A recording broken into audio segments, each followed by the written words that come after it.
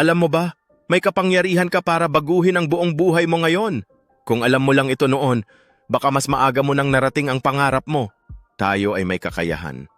Huwag mong hayaan na ang takot ang pumigil sa'yo. Alam namin na minsan, parang mabigat ang buhay at maraming hadlang. Pero bawat maliit na hakbang, bawat simpleng desisyon ay gabay patungo sa tagumpay mo.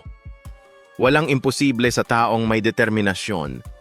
Kahit may pagkakamali noon, pwede mo itong gawing aral. Kahit maliit na hakbang, ito ay patunay na ikaw ay lumalaban at sumusulong. Simulan mo ngayon, huwag maghintay ng perfect timing.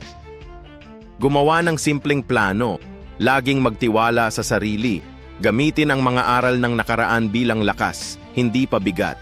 Tandaan, ang pangarap mo ay abot kamay mo. Para sa mas maraming inspirasyon at positibong aral araw-araw, subscribe na sa channel at huwag palampasin ang mga susunod na video.